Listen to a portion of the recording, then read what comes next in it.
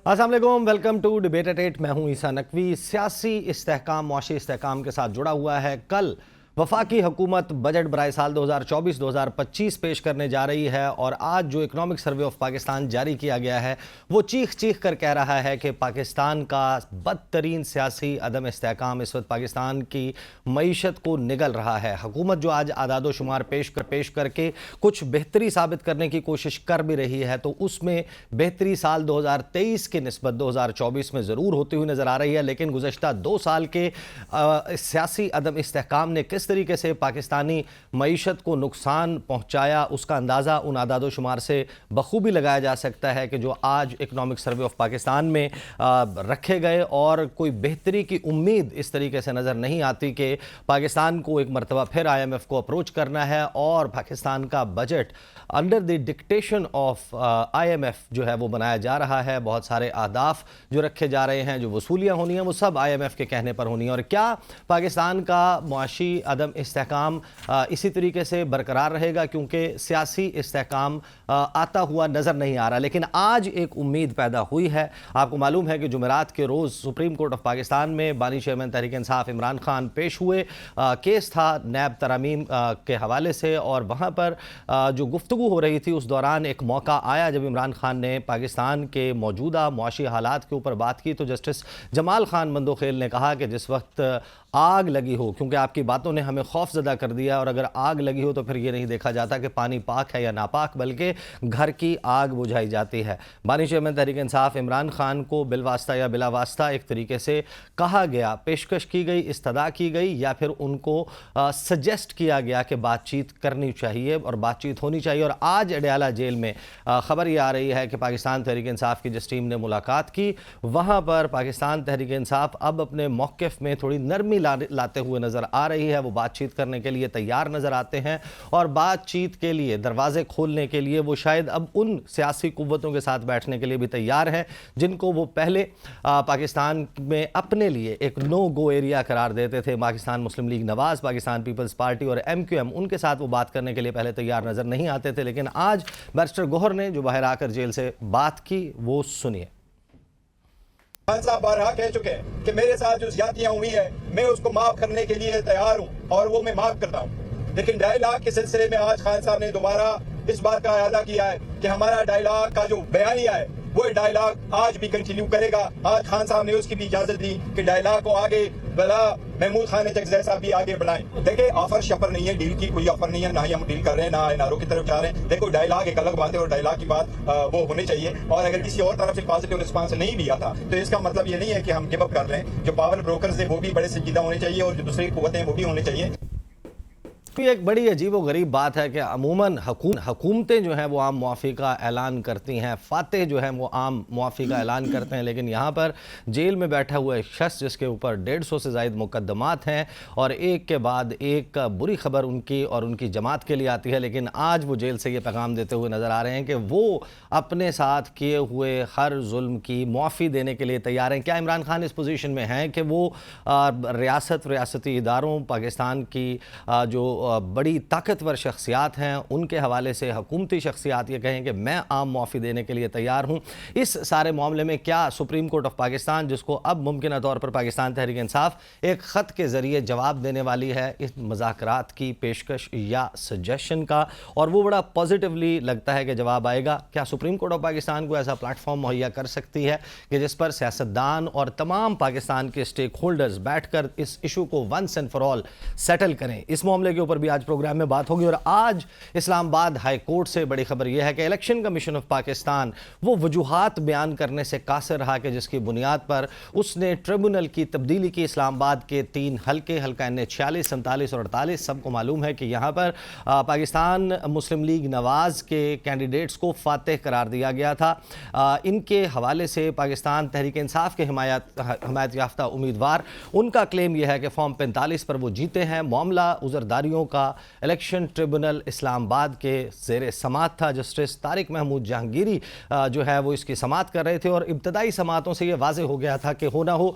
पाकिस्तान मुस्लिम league नवाज़ के candidates को बयान हलफ़ी जमा करवाने होंगे। अगर वो बयान हलफ़ी झूठे हुए तो फिर उनको वहीं से जेल भिजवा दिया जाएगा, उनके फॉर्म 45 देखे जाएंगे, उस पर कुरान के ऊपर हल्फ लिया जाएगा, उनका फॉरेंसिक करवाया जाएगा लोकली भी और इंटरनेशनली भी, और उनको मैच किया जाएगा तमाम जो उम्मीदवार इन हलकों से इलेक्शंस लड़ रहे थे। और फिर मुस्लिम लीग नून के कैंडिडेट्स ने रुजू किया इलेक्शन कमीशन ऑफ पाकिस्तान से और फिर इलेक्शन कमीशन ऑफ पाकिस्तान ने एक खिड़की खोली मुस्लिम लीग नवाज़ के लिए और उससे ठंडी हवा के ताज़ा झोंके मुस्लिम लीग नून के लिए आते हुए नजर आए जब गुज़श्ता रोज़ एक फ़ैसला सुनाया गया इलेक्शन कमीशन की तरफ से कि जस्टिस तारिक महमूद जहांगीरी का जो इलेक्शन ट्रिब्यूनल है उसको ख़त्म किया जाता है, डी नोटिफाई किया जाता है या तब्दील किया जाता है। और अब एक रिटायर्ड जस्टिस के सरबराही में, शकूर पराचा साहब की सरबराही में ट्रिब्यूनल जो है वो इस तमाम मामले को देखेगा। लेकिन आज इस्लामाबाद हाई कोर्ट में चीफ जस्टिस आमिर फ़ारूक ने जो समाअत की, उस समाअत में बहुत कुछ इंटरेस्टिंग हुआ और फिल वक्त इलेक्शन कमीशन ऑफ पाकिस्तान का जो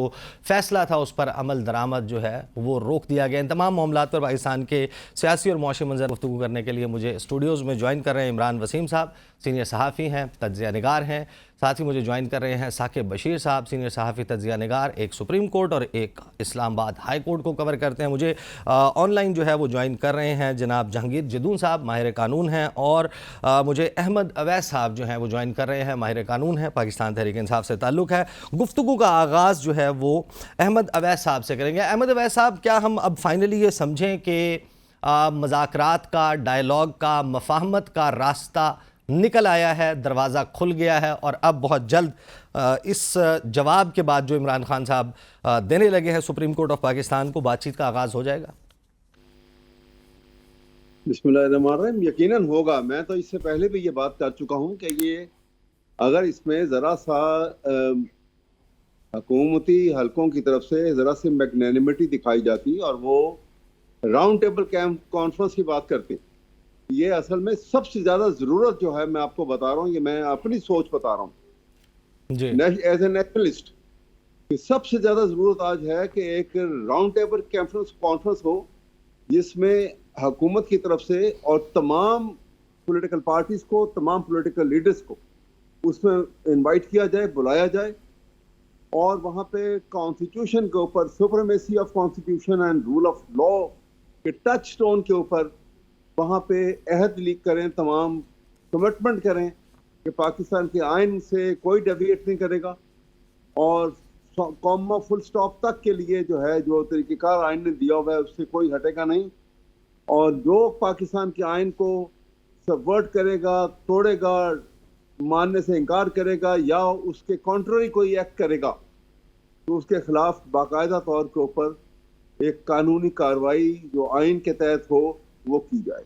नहीं, इसमें पॉइंट ऑफ कन्वर्जेंस क्या होगा? पॉइंट ऑफ कन्वर्जेंस क्या होगा? पाकिस्तान तहरीक इंसाफ, हमने अभी तक तो ये देखा था कि आपकी जमात ये कह रही थी कि जितने लोग गिरफ्तार हैं, ख़वातीन हैं, उन सबको रिहा किया जाए, हमारा मैंडेट जो है वो फॉर्म 45 के मुताबिक हमें दे दिया जाए, गोया हुकूमत एक तरीके से चली जाए और हुकूमत आप लोगों की बन जाए। जिस पर राना सनाउल्लाह को हमने कहते हुए सुना कि अगर हम ये कर देंगे तो फिर हम जेलों में होंगे, तो वो उनके लिए क्या है? और वो कहते हैं कि 2018 में जिस तरीके से तहरीक इंसाफ की हुकूमत आई, आप भी इस्टेब्लिशमेंट के कांधों पर चढ़ कर आए, फिर क्या ये मामला किसी ट्रूथ एंड रिकन्सिलिएशन कमीशन की तरफ जाएगा? बात सुनिए ना, सवाल ये है कि वो अगर एस्टेब्लिशमेंट की बात करते हैं तो ये सिलसिला तो 1954 से शुरू हुआ हुआ है। अब कहीं खत्म करना है क्या नहीं करना, बढ़ता गया है। जो जब 54 में जितना हुआ अगले दफा उससे ज्यादा हुआ, उससे अगली दफा उससे ज्यादा हुआ, ये सिलसिला बढ़ते बढ़ते अब इंतहा को पहुंच गया कि जहां को आइन को भी बालाए ताक रख दिया गया, रूल ऑफ लॉ को भी खत्म कर दिया गया और डेमोक्रेसी की जगह पे यार नेकेड डेस्पोटिज्म आ गया। ये तो निज़ाम इस कदर खराब और पोल्यूटेड हो गया कि अब अगर इसके साथ लेके आप चले तो बिल्कुल मुल्क जो है पैरालाइज हो जाएगा और पॉलिटिकल सिस्टम खत्म हो जाएगा बिल्कुल। और इससे उसका सबसे बड़ा इफेक्ट जो होगा वो पाकिस्तान के जुडिशल सिस्टम के ऊपर होगा, जो आपको नजर आया जिसका खत आया, जिस तरीके से उनके ऊपर एजेंसियों के हमले हुए हैं और जो कुछ उन्होंने ब्लैकमेल करने की कोशिश की है। तो मैं ये आपसे अर्ज कर रहा हूँ कि ऑल द मोर रीजन कि पाकिस्तान के आइन के ऊपर हमें we have to go back to the constitution और हमें सही। अपने अपने मामलात को भुला के खुले दिल के साथ हमें ये शामिल करना है, ताकि तमाम अदारे जो हैं वो अपने अपने मुकाम पे खड़े हुए आइन के तहत अच्छे लगेंगे और सही। हीरो लगेंगे। सही अहमद अगर वैद साहब, मैं हक आपके पास जाएंगे वापस तो ये आता हूँ। मैं आपके पास किरदार वापस विलन आता का हूँ। किरदार हो जाएगा। जी, मैं आपके पास वापस आता हूँ। जहांगीर जदून साहब, हर शख्स पाकिस्तान में इस्टेब्लिशमेंट की अपनी अपनी डेफिनेशन करता है, लेकिन अगर एक डेफिनेशन ये भी है कि उसका एक सतून या एक पिलर जो है वो पाकिस्तान की फ़ौज है, फ़ौजी क़यादत है, और एक है अदलिया, जो अदलिया के प्लेटफॉर्म से बात की गई उस दिन जुमेरात के दिन हेयरिंग में I think you were there, आप वहाँ पर मौजूद भी थे। तो क्या इसको ये समझा जाए कि ये इस्टेब्लिशमेंट की तरफ से बात थी कि इमरान खान को ये कहा गया कि बातचीत से रास्ता निकालें, और क्या सुप्रीम कोर्ट ऑफ पाकिस्तान कोई प्लेटफॉर्म मुहैया कर सकती है, इस पोजीशन में है कि एक प्लेटफॉर्म दिया जाए? बहुत शुक्रिया। देखें, सुप्रीम कोर्ट का तो कोई प्लेटफॉर्म नहीं है, प्लेटफॉर्म तो पार्लियामेंट है। सही। अगर पार्लियामेंट के अंदर जितनी पॉलिटिकल पार्टीज हैं उनकी रिप्रेजेंटेशन है तो वो आपस में मिलकर कोई तय कर सकती हैं कि डायलॉग किस पे होगा, कौन जो है वो मीटिंग कन्वीन करेगा, किस तरह जो है उसके TOR होंगे, फिर उसका एंड रिजल्ट क्या होगा, उसको इम्प्लीमेंट किस तरह करेंगे। ये तो अब सुप्रीम कोर्ट का वो तो देखें ना, ऑब्जर्वेशन आती रहती है जजेस की, जी आप ये करें, आप वो करें, आप यहाँ पे बैठ जाएं, लेकिन at the end of day जो है वो जो डायलॉग है वो पॉलिटिकल पार्टीज ने आपस में करना है। तो इसमें सबसे बड़ी बात यह है कि क्या एस्टेब्लिशमेंट जो है इन पॉलिटिकल पार्टीज़ को ये अपॉर्चुनिटी देगी कि आप बैठ के हमारे खिलाफ या कोई जिस तरह भी आप मामला चल रहे हैं तो ऐसा डायलॉग करें, क्योंकि पॉलिटिकल पार्टी है मेरे ख्याल में वो एज इट टुडे जो है वो इंडिपेंडेंट नहीं है, क्योंकि पॉलिटिकल पार्टीज़ जो है वो अपने अंदर भी उनके अंदर डेमोक्रेसी नहीं है, और फिर उसके बाद जो है पार्लियामेंट के अंदर भी वो भी उन्हीं कुफ्तों की मोहताज है जो इनको चलाती हैं। गुज़िश्ता साल जिस तरीके से उमर अता बंदयाल साहब, जब हमें याद है कि मिड मई का पंजाब का इलेक्शन अनाउंस हुआ था सुप्रीम कोर्ट ऑफ पाकिस्तान की तरफ से, और उस वक्त ये कहा गया और फिर सेनेट में इनको होस्ट किया गया, पाकिस्तान तहरीक इंसाफ और दीगर सियासी जमातें ये बैठी, वो मुज़ाकरात ज़ाहिर है कि कामयाब नहीं हुए, लेकिन platform through supreme court of Pakistan आया था। तो आज जो बात हो रही है सुप्रीम कोर्ट ऑफ पाकिस्तान की तरफ से, आपकी अंडरस्टैंडिंग क्या है? ये उसी तरीके का मामला करना चाहते हैं कि इनको बिठा दिया जाए? जहांगीर जदून साहब। नहीं, देखिए उसमें और इसमें फ़र्क है। वो तो उन्होंने कहा था जी कि आप जाके बैठ के एक डेट बता दें कि इलेक्शन कब आपने करने हैं। आप उन्होंने कहा था जी जरदारी साहब से बात कर लें, उससे कर लें, और उसी वक्त उन्होंने बता दिया था ये पॉसिबिलिटी नहीं है। उसके पीछे भी देखें ना, वही कुफ्ते कार फरमात थी जो आज है। उन्होंने एक डेट तय की थी कि हमने इलेक्शन कराने हैं, नहीं कराने, कब कराने हैं। इसी वजह से देखें ना, जब तक पॉलिटिकल पार्टीज उनके इन्फ्लुएंस से आज़ाद नहीं होंगी, ये पॉलिटिकल डायलॉग भी नहीं कर सकते। इनकी पोजीशन जो है वो आपको नज़र आती है इंडिपेंडेंट, लेकिन एक्चुअली ये नहीं है। उसकी वजह ये है कि जब तक आपका ट्रस्ट डेफिसिट रहेगा पार्टियों का, उस वक्त तक डायलॉग नहीं हो सकता। एक पार्टी अगर पीछे हटती है, दूसरी कंधा दे देती है, मतलब इनको आपस में एक ट्रस्ट। आप देखें ना, आप जेल के अंदर आप एक पार्टी का जो लीडर है वो कैद, वो कहता है मैं सिर्फ बात करूंगा तो एस्टेब्लिशमेंट से करूंगा, सिर्फ उससे बात करूंगा जिनके पास ताकत है। तो इस तरह जो ट्रस्ट डेफिसिट है ना, इसके होते हुए फिर अब मामला नहीं चल सकते। सबसे पहले डायलॉग जो है ना, लीडर ऑफ द अपोजिशन और लीडर ऑफ द हाउस जो प्राइम मिनिस्टर होता है, वो दोनों मिलकर आगे जो है डायलॉग को लेके जा सकते हैं, क्योंकि एक पार्टी जो है बहुत बड़ी पार्टी पोजीशन में है, एक पार्टी जो है वो गवर्नमेंट में है। ये मिल के बता सकते हैं जी कि हमें हमारी ये रिजर्वेशन है, हमारे रिजल्ट ठीक नहीं आए, हमारे इलेक्शन के अंदर ये क्वेश्चंस हैं, तो इनको रिजॉल्व करने के लिए कमेटी बना दें। अगर कमेटी ने फाइंडिंग इस तरह दे दी तो आगे चलेंगे, इस तरह दे दी तो नहीं चलेंगे। तो ये कोई आपस इस तरह कोई सुप्रीम कोर्ट देखें, सुप्रीम कोर्ट कहती है जी, बात को फ्रीकैन कहती है आप बाहर जाके मशवरा करके हमें आके बता दें। सुप्रीम कोर्ट कोई डायलॉग का वो नहीं है कि टेबल के सुप्रीम कोर्ट कह दे कि जी आप हमारी डायरेक्शन पे डायलॉग करें। सुप्रीम कोर्ट का काम है जो भी केस उनके पास आता है वो आइन और कानून के मुताबिक फैसला करें, वो किसी को पसंद हो या ना हो। सही। वो कोई देखे तो पूरे मुल्क के अवाम का मसला है। इसमें जब तक पॉलिटिकल पार्टी जो है वो रिप्रेजेंट कर रही है अवाम को पार्लियामेंट के अंदर, जब तक पॉलिटिकल पार्टीज आपस में ट्रस्ट क्रिएट करके डायलॉग नहीं करेंगी, उस वक्त तक पाकिस्तान के अंदर आगे जो है ना ही कॉन्स्टिट्यूशन पे अमल हो सकता है, नहीं आगे मूव फॉरवर्ड कर सकते हैं। ठीक है जहांगीर जदून साहब, मैं मेरे साथ रहे, मैं आपके पास वापस आता हूँ। इमरान वसीम साहब, कोई 150 पौने 200 मुकदमात चंद दसियों में या 1.5-2 दर्जन मुकदमात में बरियत हो चुकी, बाकी मुकदमे मौजूद हैं। इमरान खान क्या इस पोजीशन में आ चुके हैं या उनका पब्लिक प्रेशर इतना ज़्यादा है, उनकी सपोर्ट इतनी ज़्यादा है कि आज वो अडयाला जेल में मौजूद हैं, उसके बावजूद वो ये कह रहे हैं कि मैं आम माफ़ी देने के लिए तैयार हूँ। शुक्रिया ईसा भाई।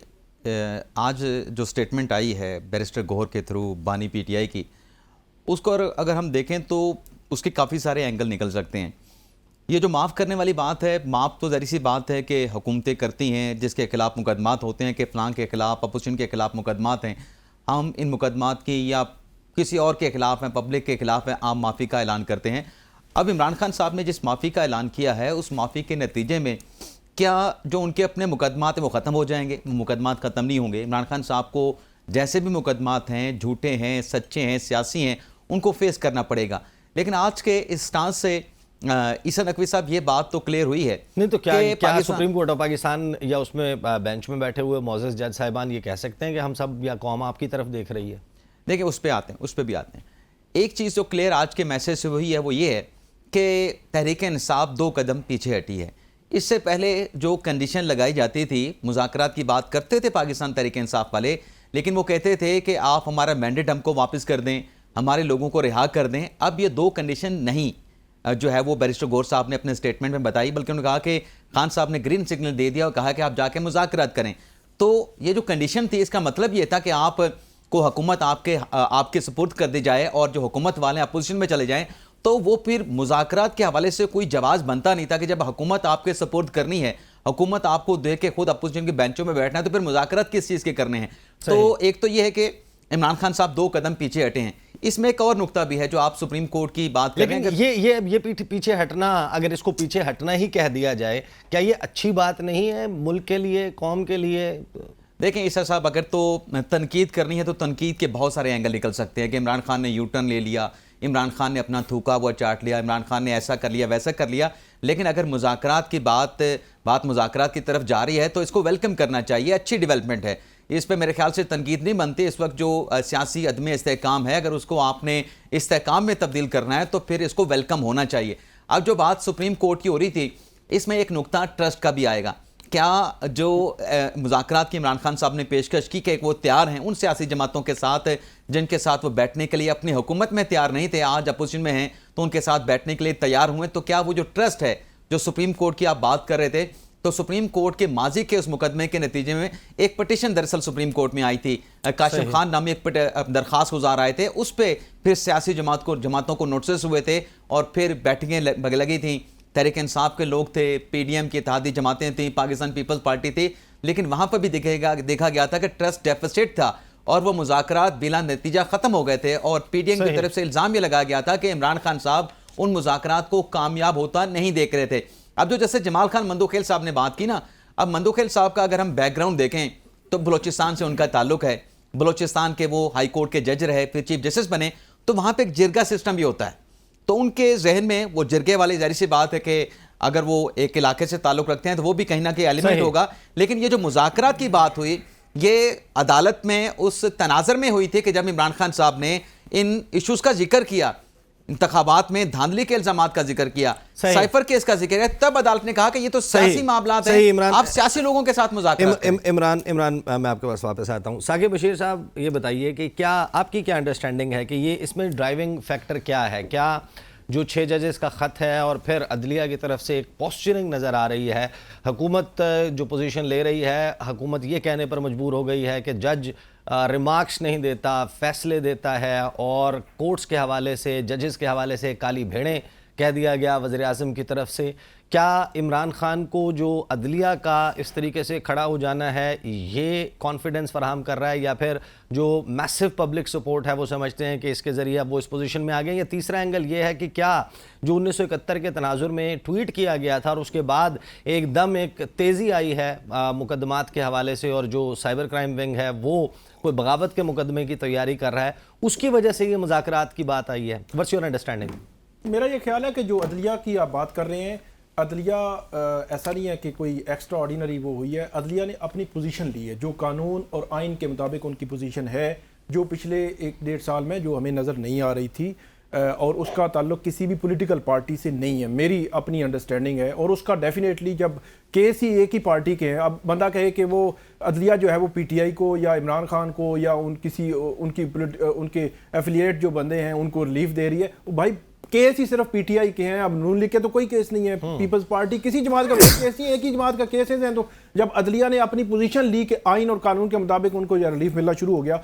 दूसरी जो आपने बात की कि उनके खिलाफ केसेस मेरा नहीं ख्याल कि आप मैटर करते हैं। उसकी वजह यह है कि पिछले 1.5-2 साल में हमने देखा क्या कुछ नहीं हुआ, मतलब अब उससे एक्सट्रीम तो नहीं हो सकता कि जो कुछ पीछे हो चुका है, तो वो फैक्टर भी नहीं हो सकता।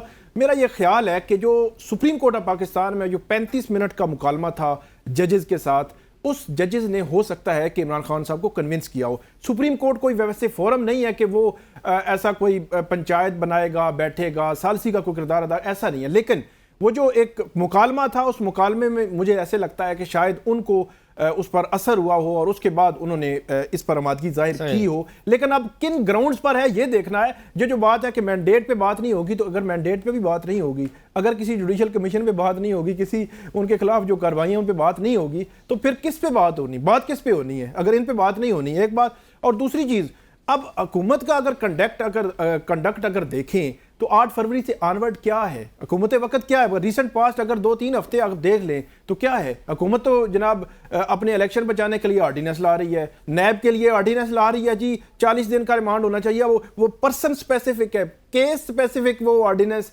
लग रहा है, उससे तासुर मिल रहा है। तो अंदाज़ा लगा लें हुकूमत जो है वो किस तरफ है। या इसके अलावा अगर बात करें कि हुकूमत ने कोई संजीदगी दिखाई हो, फॉर एग्जांपल वो एक मतलब वैसे ही कह देते कि हम जुडिशल कमीशन बनाते हैं जी, 8 फरवरी इलेक्शन पे आए, आप बैठे, आप कुछ ना कुछ तो देने के लिए हो ना। मतलब ऐसा तो नहीं होता कि हुकूमत कहे कि नहीं हमने केस भी बनाने हैं, पंजाब हुकूमत केस की मंजूरी भी देगी, वफाकी हुकूमत भी FIA भी केस बनाएगी, लोगों को भी उठा, सारा कुछ जो है वो मामलात होंगे और आप जो है वो मुज़ाकरात भी करें, आप मुज़ाकरात से पीछे हटे। ऐसा नहीं है। मेरे ख्याल है ताली दोनों हाथों से बजती है। अगर PTI या इमरान खान भी एग्री हो रहे हैं तो हुकूमत को भी कुछ ना कुछ दिखाना चाहिए। वो हुकूमत है, इख्तियार है उनके पास, सारे इदारे उनके पास हैं, तो वो ऐसा नहीं है कि। और दूसरी तरफ जो वज़ीर-ए-आज़म साहब ने, आखिरी सिर्फ मैं कमेंट करूंगा, वज़ीर-ए-आज़म साहब ने जो पिछले दिनों जो है वो उनका एक बयान जो आया था, उस बयान से मुझे बड़ी हैरानगी हुई कि 11 माह हो गया बंदा एक जेल में बैठा हुआ है, अगर उसको 1 या 2 केसेस में रिलीफ मिल गया है, बड़े केसेस, छोटे मोटे केसेस में रिलीफ नहीं होते, रिलीफ बड़े केस का होता है,